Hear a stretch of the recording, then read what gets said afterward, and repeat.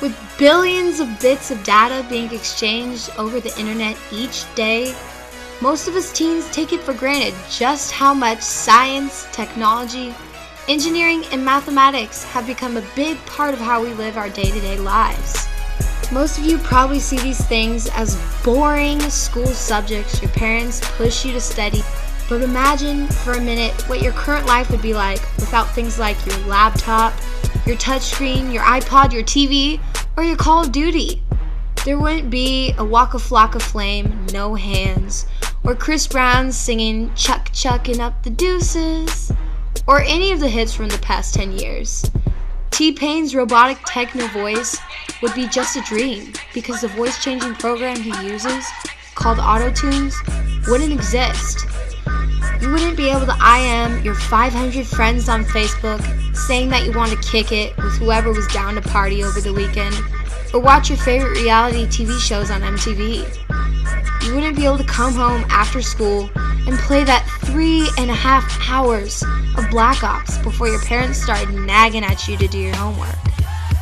I bet you probably spent a lot of your own or your parents' money too, making sure you're up to date on the latest technologies. Yup, life would be, well, let's face it, just plain boring without your electronics. But you know what? It gets a lot deeper than that. Science, technology, engineering, and mathematics is playing a bigger role in your life than you might have ever realized. Each and every one of the following things would not exist had not someone thought about how to invent it or build it. Just think about what your world would be like without some of these things.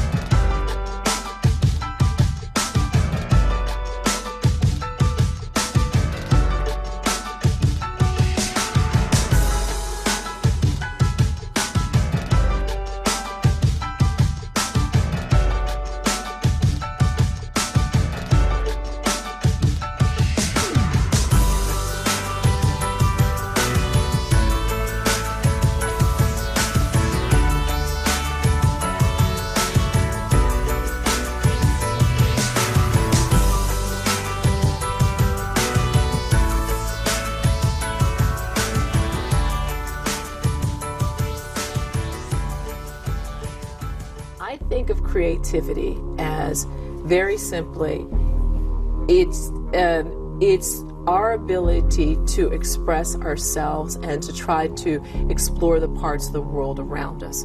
And it goes in the arts and the sciences. And the way I differentiate the arts and the sciences, the arts are our attempt to explain the universe as it's peculiar to us as individuals. It's our experience. It's a universe it's the universe that we've experienced personally. And the sciences are our understanding of the universe that's not unique to us as individuals. It's that the universe it can be experienced by everyone. 219 years ago, America's first great black mathematician and inventor, Benjamin Banneker, developed his first almanac predicting weather and seasonal changes. This almanac also included tips on planting crops and medical remedies. He sent a copy of it and a 12-page letter to Thomas Jefferson, who, at the time, was the Secretary of State under President George Washington. In this letter, he wrote that if blacks in the United States were given the chance, they could be just as smart as the whites who were described in the Declaration of Independence, and that blacks deserved the same rights and opportunities as whites did. Since then, against great odds, many black inventors and scientists have came out of the United States creating things or helping to create things that not only changed our way of life in the United States, but in some cases, changed the way of the world. From the beginning of this country into the space age and into the information age, we, as blacks, have made a difference. When I got my doctorate in epidemiology, there were only three, and had been only three black epidemiologists at the doctoral level for some 20-odd years. Genius is not in answering questions. Any good student can answer questions. Genius comes from coming up with the right questions. New information is based on our ability to ask questions that other people have not asked before. and then coming up with ways in which we can answer the question. But why is it that we African American teens as a whole are becoming more and more the consumers of things than the creators of things? We are using the Facebook and the MySpace sites and buying the video games, but how many of us are actually thinking about how to get paid by getting an education and working for these companies, or better yet, starting our own? As kids, they give us cell phones and a quick smack on the butt. So instead of doing our math, we're chit-chatting it up. Instead of practicing our English, we're learning new ways to text the word what. Our LOLing and FMLing got us misspelling our first nature words, mixing up nouns and verbs like this ain't what it is. Acting a fool in a text actually gets reflected on our tests, and I'll be damned if we text more than we read a text.